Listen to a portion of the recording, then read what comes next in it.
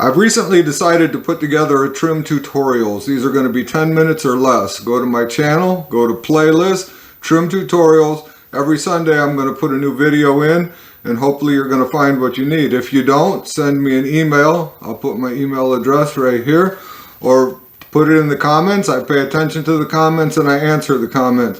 While you're at my channel, go ahead and hit the subscribe button, guys, because I'm going to be doing a bunch of good videos and you're not going to want to miss a one. Hit that notification bell and let's be part of the team.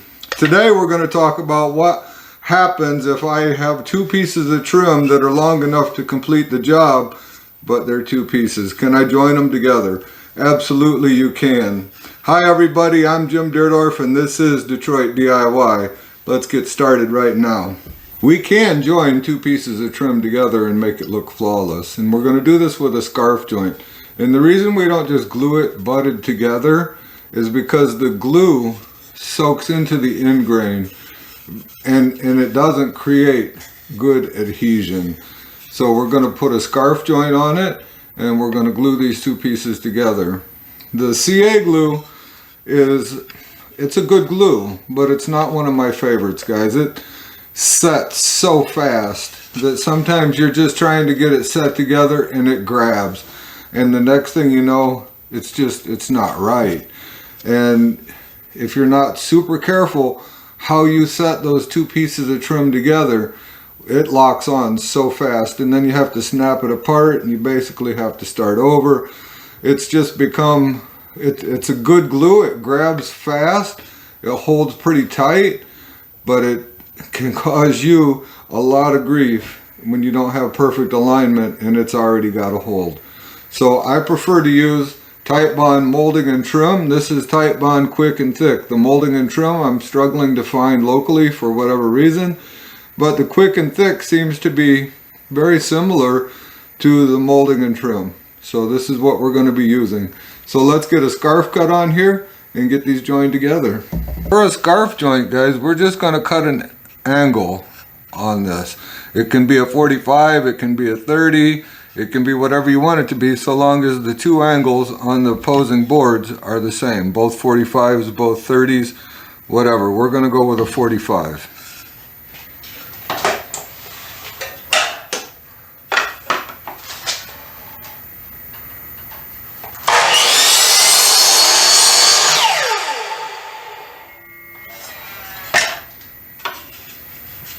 Okay, there's 145.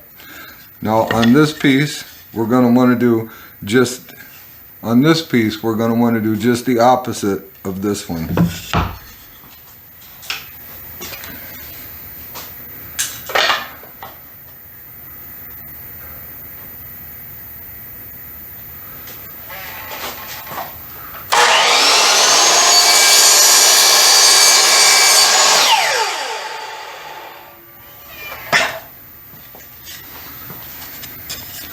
So that when it's all said and done,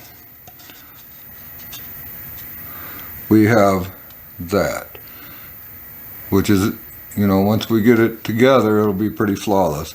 So let's start getting this where we can get it glued together. I like to put a little bit of tape down where my glue joint's going to be. I'll just bring that right to the edge. We're going to glue one side liberally and the other side will just set into it. Now I want to say that any molding can be glued together in this manner with this scarf joint. Whether this is baseboard molding, but it could be case molding and it could be crown molding. It can all be attached in the same manner with a scarf joint. And the scarf joints are going to be stronger and they're the more appealing to use because of the strength. Because you get some side grain doing it this way. It's not just the end grain. So let's spread this glue out a little bit. You can be a little bit liberal with it. Whatever comes out of the back is okay. It might stick to the tape, but it's easy enough to get it loose from the tape. So what I'm going to do is just throw a squeeze clamp on right here.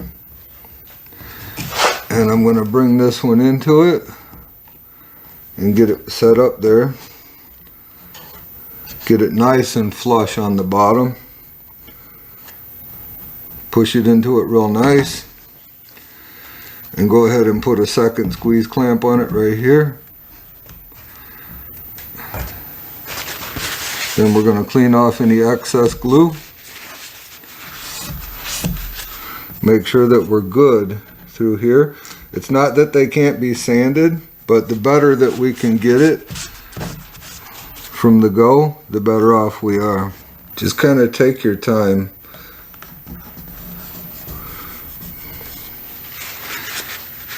So I'm really happy with that. We're going to let that dry, and then we're going to go ahead and put a little bit of filler in there and get that all cleaned up where you'll never even be able to see it. While this glue is drying, we're going to go ahead and we're going to get some wood filler in here, and I'm going to be using a little bit of plastic wood from DAP. I use it for the nail holes. This is white. It doesn't really matter. I'll have to touch up the paint anyway because we're not going to find anything in this color. So the reason I painted this trim in the beginning here is just so that everybody could see a little bit better as to what's going on, the cuts and the angles. White on white, it's a little hard to see. I thought this would make a better display of it. So I'm just going to go ahead, fill this in. We don't really have to worry about the bottom. Get this off my finger.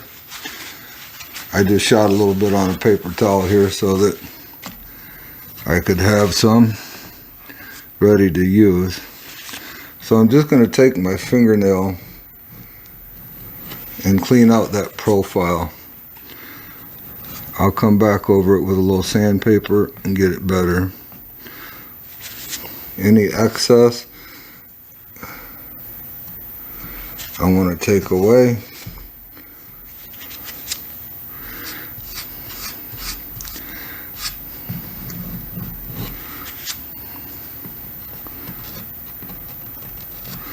So there we have it. I'll let that dry. I'm going to let the glue dry.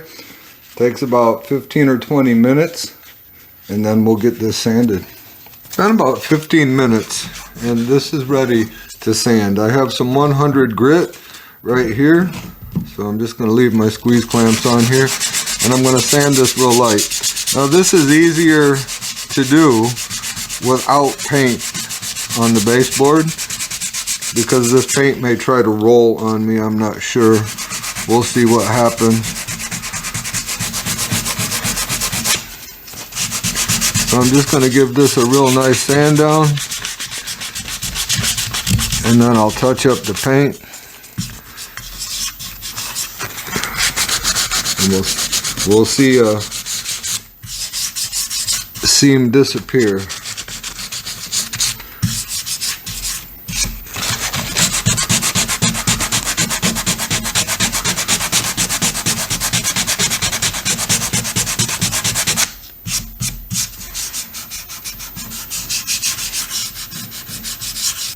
I feel a little bit of a high spot right there. No big deal. We'll get that worked right out.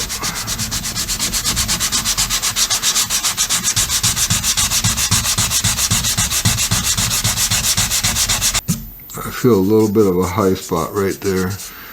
No big deal. We'll get that worked right out.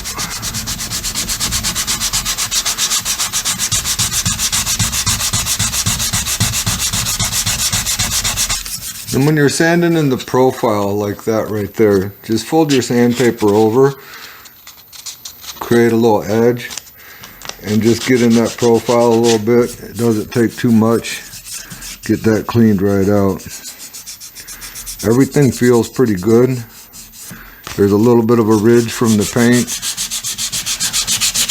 And like I say, most of the time when you would do this, it wouldn't be painted already.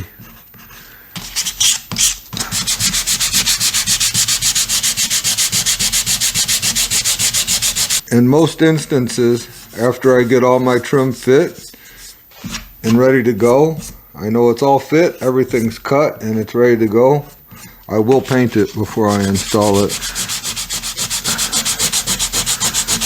And then I'll just have some little nail holes to come back and patch. And most of the time I can patch them and not even have to sand it.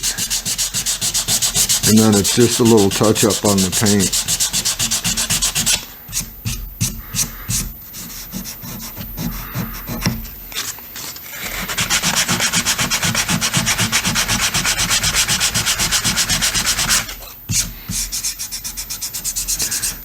That feels pretty good, guys. I'm going to touch that paint up and we'll come back and have a look at it. All sanded, we're just going to go ahead and touch that up a little bit.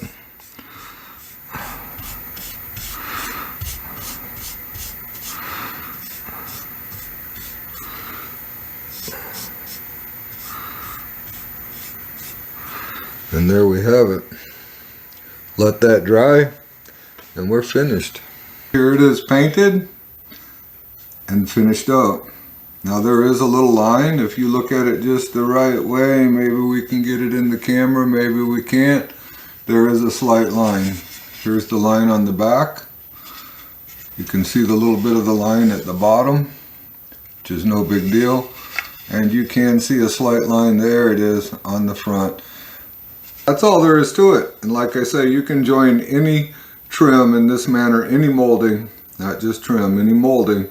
As far as baseboard molding is concerned, crown molding, case molding, can all be joined in the same manner. And if it's not painted, you can sand it out a little further and you won't have even this little line that's in here. And you remember, when you're looking at something, when you're installing this trim and you're looking at it from 4 inches away, that is not how everybody else is going to see it. They're going to see it standing up and they will never see this line. So you can get it better than this, but this will work. That's all we got for this time. If you enjoyed yourself, click on one of those 2 videos. They're going to pop up right there. Hit that subscribe button and I'll see you soon.